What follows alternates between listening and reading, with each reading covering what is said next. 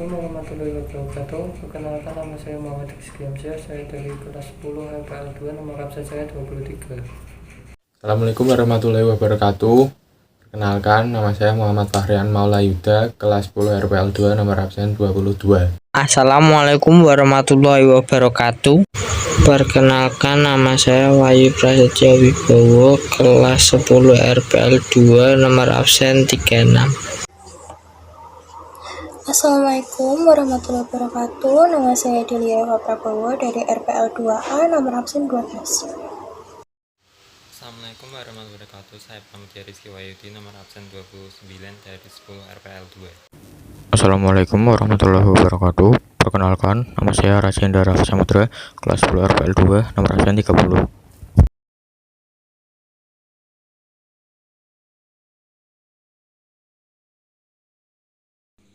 Dahulu kala, ada seorang raja yang memiliki 10 orang putri yang cantik-cantik.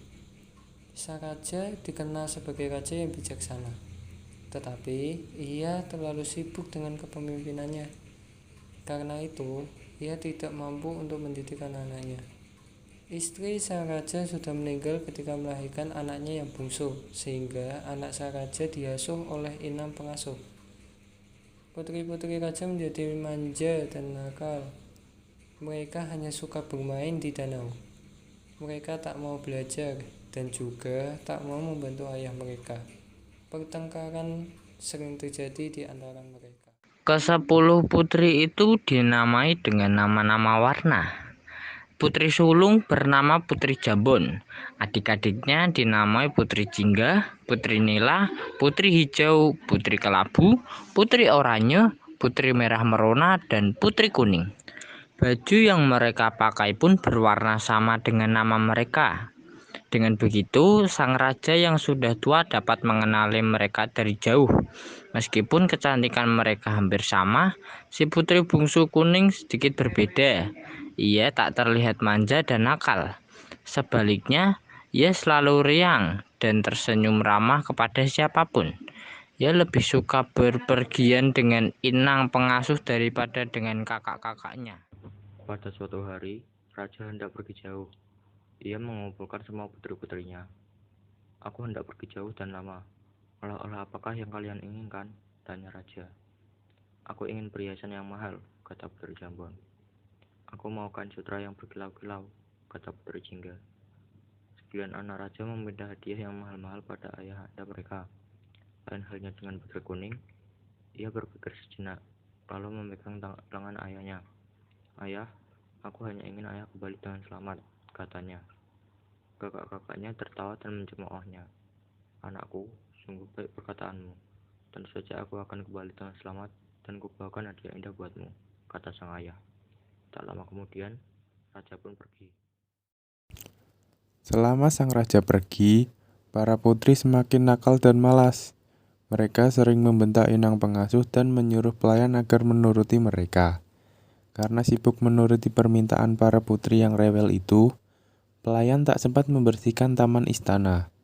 Putri Kuning sangat sedih melihatnya, karena taman istana adalah tempat kesayangan ayahnya. Tanpa ragu, Putri Kuning mengambil sapu dan mulai membersihkan taman itu. Daun-daun kering dirontokannya, rumput liar dicabutnya, dan dahan-dahan pohon dipangkasnya hingga rapi. Semula inang pengasuh melarangnya, namun Putri Kuning tetap bersikeras mengerjakannya. Kakak-kakak Putri Kuning yang melihat adiknya menyapu tertawa keras. Lihat, tampaknya kita punya pelayan baru, kata seorang di antaranya. Hai pelayan, masih ada kotoran nih, ujar seorang yang lain sambil melemparkan sampah. Taman istana yang sudah rapi kembali acak-acakan. Putri Kuning diam saja dan menyapu sampah-sampah itu. Kejadian tersebut terjadi secara berulang-ulang sampai Putri Kuning kelelahan. Dalam hati, ia bisa merasakan penderitaan para pelayan yang dipaksa mematuhi berbagai perintah kakak-kakaknya. Kalian ini sungguh keterlaluan. Mestinya ayah tak perlu membawakan apa-apa untuk kalian. Bisanya hanya mengganggu saja, kata Putri Kuning dengan marah. Sudah aku bosan. Kita mandi di danau saja, ajak Putri Nila. Mereka meninggalkan Putri Kuning seorang diri. Begitulah yang terjadi setiap hari, sampai ayah mereka pulang. Ketika sang raja tiba di istana, kesembilan putrinya masih bermain di danau, sementara Putri Kuning sedang merangkai bunga di teras istana. Mengetahui hal itu, raja menjadi sangat sedih. Anakku yang rajin dan baik budi, ayahmu tak mampu memberi apa-apa selain kalung batu hijau ini. Bukannya warna kuning kesayanganmu, kata sang raja. Raja memang sudah mencari-cari kalung batu kuning di berbagai negeri, namun benda itu tak pernah ditemukannya. Setelah ayah tak mengapa, batu hijau pun cantik. Lihat, serasi benar dengan bajuku yang berwarna kuning, kata Putri Kuning dengan lemah lembut. Yang penting ayah sudah kembali. Akan kubuatkan teh hangat untuk ayah, ucapnya lagi. Ketika Putri Kuning sedang membuat teh, kakak-kakaknya berdatangan. Mereka ribut mencari hadiah dan saling memamerkannya. Tak ada yang ingat pada Putri Kuning, apalagi menanyakan hadiahnya. Keesokan hari, Putri Hijau melihat Putri Kuning memakai kalung barunya. Wahai adikku, bagus benar kalungmu. Seharusnya kalung itu menjadi milikku, karena aku adalah Putri Hijau, katanya dengan perasaan iri. Ayah memberikannya bukan? Sahut Putri Kuning. Mendengarnya, Putri Hijau menjadi marah. Ia segera mencari saudara-saudaranya dan menghasut mereka.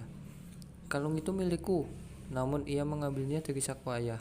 Kita harus mengajarnya dengan baik, kata Putri Hijau.